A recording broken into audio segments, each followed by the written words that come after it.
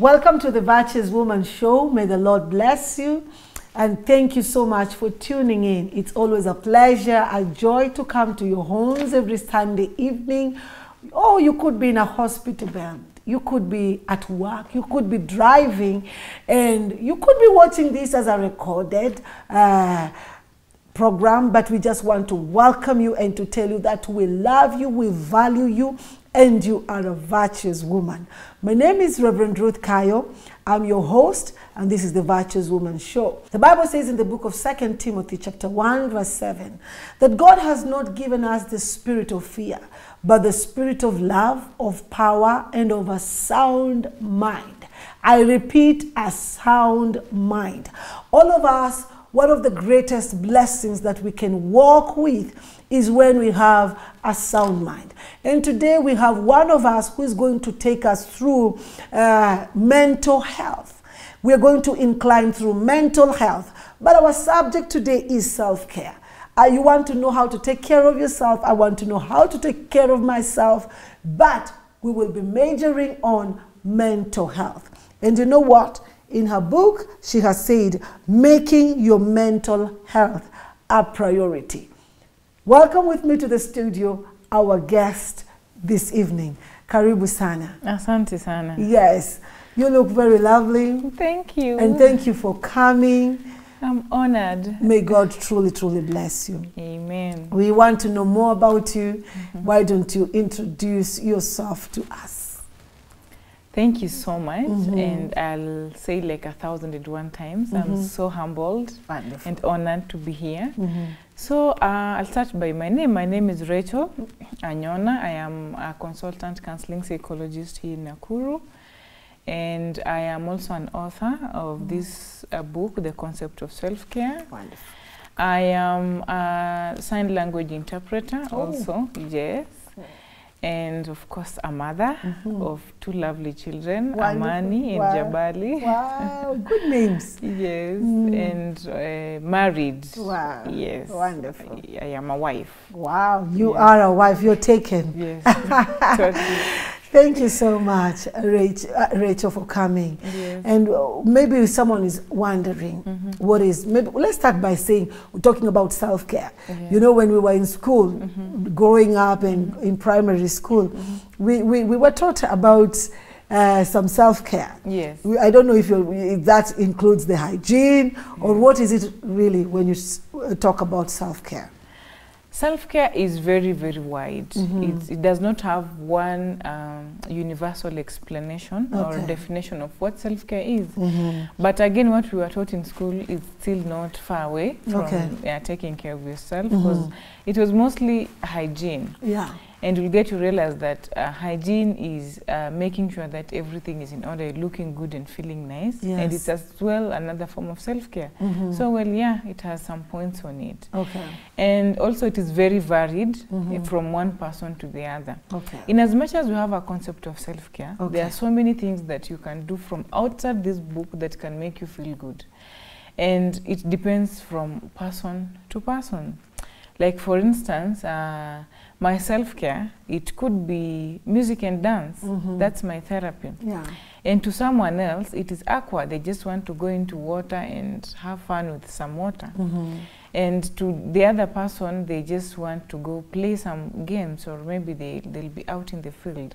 So it is very relative. It doesn't have a universal sort of explanation, but well, it is still as important to individual needs. It's actually tailored to meet your different needs. Yes. Yes. And so this self-care, when leads us all to the place of mental health. Yes. Okay. Kindly elaborate on mental health and what is mental health? Again, mental health is so wide. It is a very big topic, but it encompasses of our physical wellness, our emotional, psychological, spiritual, social. Like, it is quite dynamic. To say that I am mentally well, or my mental health is optimally working, you have to have all these other factors constant and working as well. Of course, you might not have everything scoring 100. It is all right. but it has to be average. Yeah. Yeah, like for instance, spiritual. You have to have a spiritual power. You have to have maybe read spiritual content. Like for my case, I would read the Bible because that's my content, my spiritual content. I have to listen to spiritual preachers. Let's say people that I am aligned with. You get. Yes. So it is let's say a dynamic kind of wellness that actually works towards someone's entire life building. It's like a tree with branches. So mental health is the tree. Then you have branches of wellness, other forms of wellness that build together to make this tree the tree that it is. Yes. And I can see you've written this wonderful book here and about the concept of self-care. And you are narrowing it down to mental health and making it a priority. How was this birth? What inspired you to write on mental health?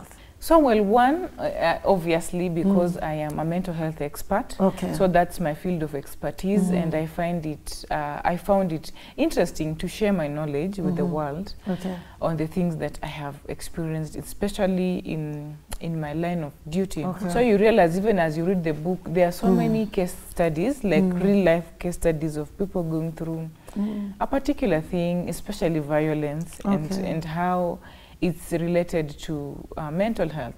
Gender-based violence is not something that we can throw above the roof and just say or pretend that maybe it's not there. So that's how I started getting the insights of doing this. What are some of the characteristics of mental health challenges that one could feel if you see this, or even in yourself or somebody, you could be able to just speak out and say, this person is going through mental health challenges and they need attention. Because you've said in your field, you've come across many case studies that inspired you even to document down for other people to relate with. So what are some of these characteristics that we could check on people or ourselves? We need to keep ourselves on checks and balances and see. Kwanza, I just want to thank you so much for that question, because it is really, really important. It is the whole point why I would come here, to create awareness. So that people get to know and understand a few signs that they need to see or to observe. It could be in your own family, in your own house, your children, your friend, you know, somebody sitting next to you in church, and that kind of a thing. There are so many, and I think I will, let me just generalize them instead of putting them into categories. Like sometimes, mostly you'll observe, it's more of behavioral. Sometimes you realize someone is sleeping too much, that they're supposed to sleep. You know, someone was telling me the other day, I'm feeling so depressed, I want to sleep it off. But you can't sleep off depression. It's escapism. It is like you say, I'm feeling so stressed. Let me just go and have some, like 2 or 3 glasses of alcohol. Like, how is that going to help you? You of course, when you are high, you won't remember, so it won't be a concern. But when you get back to being sober, everything comes back. So that is the whole point, like sleeping a lot. You realize that people would sleep even up to past midday. That's not normal. So it's something we need to look at. And there'll be some people who will be having very little episodes of sleep. Like uko kwa kitanda but you can't sleep. You get that? So it is something you need to check, like why am I not sleeping? Why is my child not sleeping well? There has to be a problem. There has to be an underlying issue that's affecting. And all the people mostly, actually, they wouldn't sleep because they will be thinking about that thing, that issue. There are people who break down, especially teenagers, and they would say, teenagers, they just love crying and all that. No one loves crying. Crying is an emotional, it's an overt emotional expression. Like I'm expressing that I am not happy, or maybe I am happy. And it could be even for both males and females. I am so saddened by the fact that men say, you know, men are not supposed to cry, you know, because of the socialization that you've given men, because of the cultural practices and all that. Of course, there are cultures that you can never dare cry as a man. So when you see someone breaking down, it is important that you let them just let it cry, let it flow. Then have some time, maybe it's even your child, and ask, how can I be of help? To you, yes. There are people who neglect hygiene. As you started, we were talking about being taught in primary schools to keep our nails short, our hair and all that. Hygiene is a very big sign. Like you realize someone used to, you know, dress up. But a time comes, you just show up. You don't care. You know, and you're just, life is just rolling. It doesn't hit you like at any point that, hey, my hair is just bad. Because you don't even recognize. You have lost yourself in the issue that you're going through. So self-care is very wide, and trying to make sure that you are taking care of the basics. Just waking up, brushing your teeth, taking breakfast, being optimistic for the day. Even ironing. There are things that someone has been doing and now they're not doing. Someone has been so neat and organized, and then all of a sudden, they just don't care. And because we've seen some people doing that, and then we say, maybe it's their stage in life. And yet there's something that is deeper than this issue. The things that we are seeing on the surface. Absolutely. And I like what you said, the first sign where most people go through and they begin to sleep because they want to forget. And then when sleep is not enough, I think they begin to drink. They want to forget. All that does not solve the underlying issue. No, it doesn't. I believe you're being helped by our guest this day. She's talking about mental health. For those that are joining us, she's talking about mental health, which is very important, and how can we know that someone is going through mental health challenges. We'll take a short break. Call your sisters, call your aunties, call somebody that you care about who would be helped just by listening to our guest, Rachael Anyona. We'll take a short break. We'll be back after this.